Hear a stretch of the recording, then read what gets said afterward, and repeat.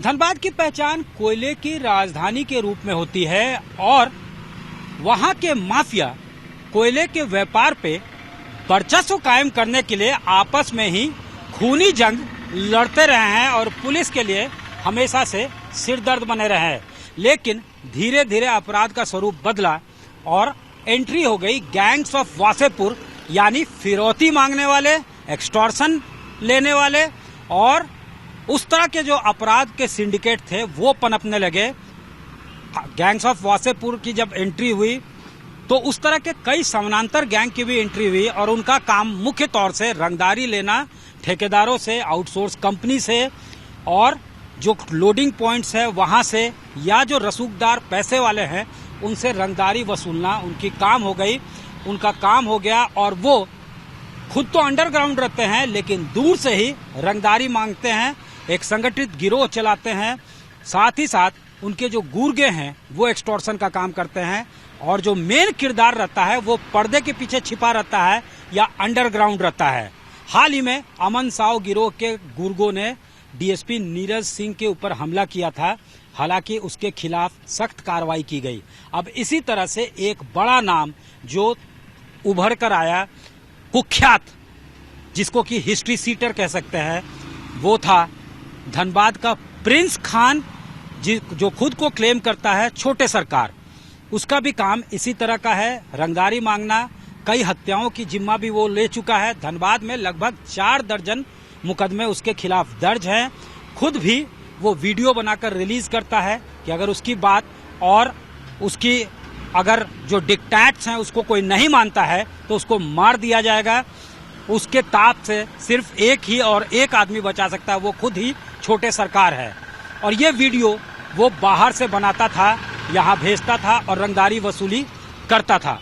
साथ ही साथ वो जो है कई हत्याओं का भी जिम्मा अपने सर पर ले चुका है। जैसे धनबाद में रिकवरी एजेंट उपेंद्र सिंह की हत्या हुई थी, उसमें उसके बाद जिस गिरोह के साथ वो काम करता था, फहीम खान गिरोह, जिसको कि डिपिक्ट किया गया है गैंग्स ऑफ वासेपुर में भी, उसके साथ ही वो काम करता था। और फहीम खान का वो भांजा भी है, लेकिन उनके बेटे के ऊपर हमला करवाता है, गोली चलवाता है, यानी अपने ममेरे भाई पे ही वो गोली चलवाता है और जिम्मा लेता है कि अब फहीम खान के संरक्षण में जो जाएगा उसकी खैर नहीं।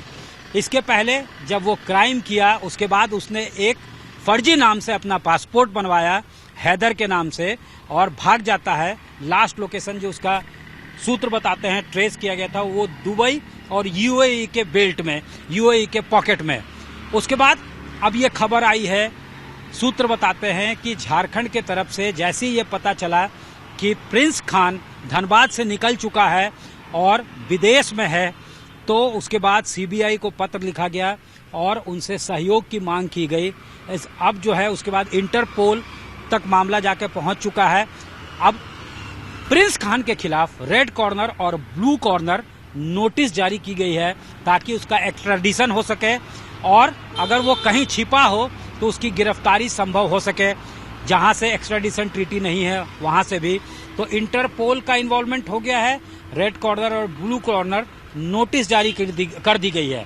हाल ही में यहाँ पे झारखंड पुलिस की तरफ से कहा गया था कि जिस तरह से नक्सलियों के खिलाफ सस्टेन्ड ऑपरेशन चलाया गया था, अब उसी तरह का ऑपरेशन संगठित अपराध कर्मी गिरोह के खिलाफ भी चलाया जाएगा। जैसे ही ये पता चलेगा कि कहाँ जो है उनकी बेनामी संपत्ति है, उस पर दबिश दी जाएगी। उसको जो है उसके ऊपर रेड करके पुलिस जो है उसको जब्त करेगी। साथ ही जो उनके लिए काम करते हैं उसके खिलाफ भी एक क्रैकडाउन जो है प्लान्ड वे में चलाया जाएगा, प्लान्ड तरीके से चलाया जाएगा, ताकि संगठित गिरोह के जो अपराध कर्मी है और संगठित गिरोह जो अपराध के दुनिया में काम कर रहा है उसको जड़ से मिटाया जा सके। कैमरामैन राकेश तिवारी के साथ सत्यजीत कुमार, रांची आज तक।